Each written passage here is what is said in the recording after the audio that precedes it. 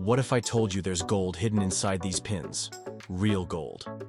And today, we're going to find out just how much we can recover from this massive 6.5-pound pile of motherboards pins.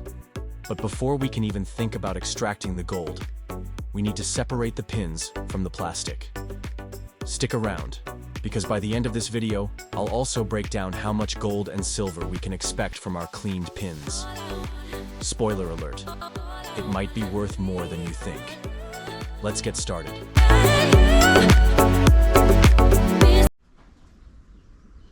Before we dive into the cleaning process, let's quickly talk about why gold is even used in electronics.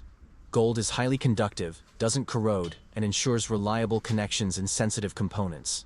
That's why it's found in CPU pins, RAM contacts, and connectors like these. Fun fact: the first space shuttles used gold in their circuitry because failure was not an option. But how much gold are we really looking at? Well, you'll see soon enough.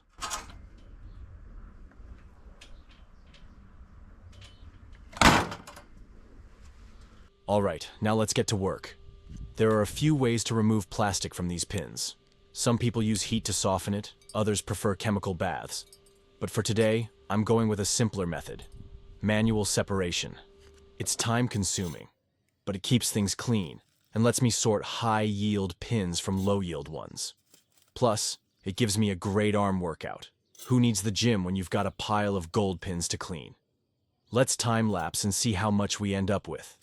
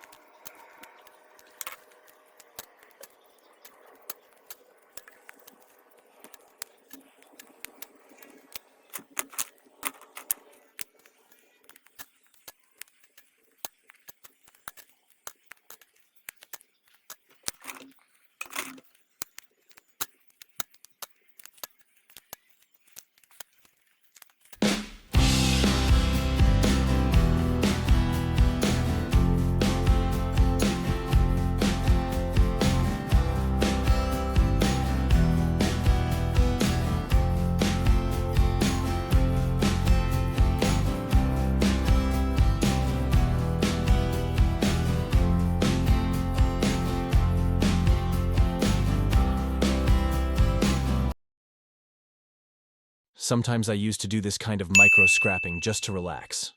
I grab a good cup of coffee, sit in my relaxing chair, and just clean pins.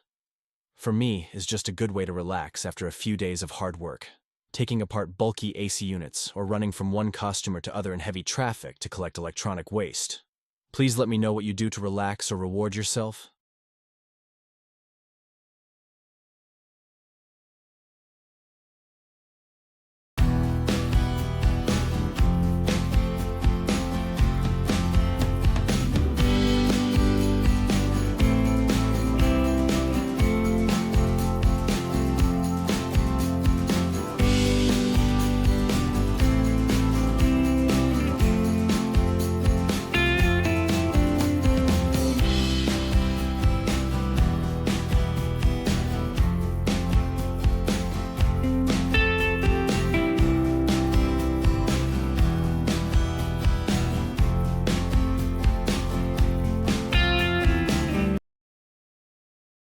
Beyond relaxing, another reason I like to recover pins and other gold-plated parts from electronic waste is economic.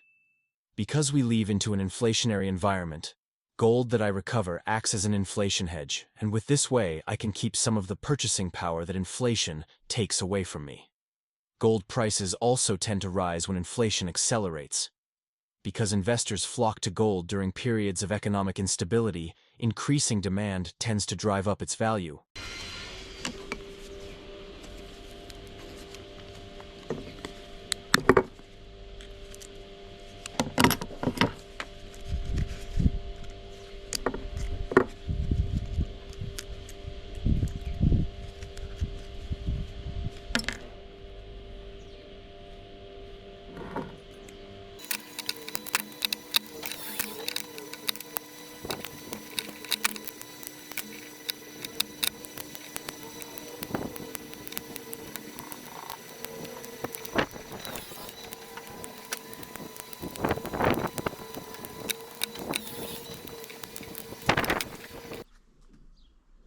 After all that effort, let's see what we've got.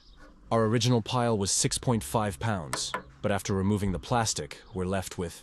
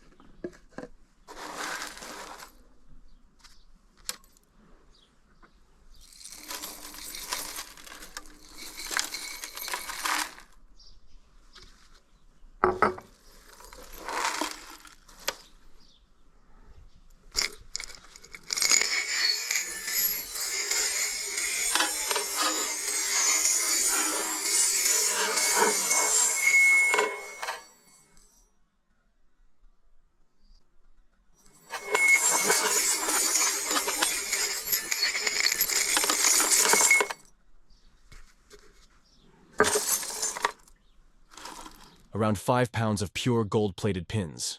That's still a solid amount. So how much actual gold can we get from this? Let's break it down. Gold-plated pins usually contain anywhere from 0.5 to 2 grams of gold per pound of clean pins, depending on thickness and composition. That means from 5 pounds, we can expect to recover around 10 grams of gold.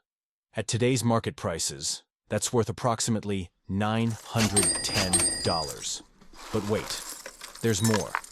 These pins also contain silver and sometimes palladium, adding even more value. Think about it. Something that was once e-waste could actually be a small gold mine. Not bad for something most people throw away, right? And that's it. We've successfully removed the plastic and prepped these pins for the next step, actual gold recovery. I constantly increase my stock of pins for future gold recovery. If you want to see that process and watch me melt down the gold, make sure to hit that like button and subscribe so you don't miss next videos. Comment below how much gold you think we'll recover from this batch. I'll be reading and responding to your comments. And hey, if you enjoyed this video, just remember, gold may be rare, but a great audience like you is priceless. See you next time.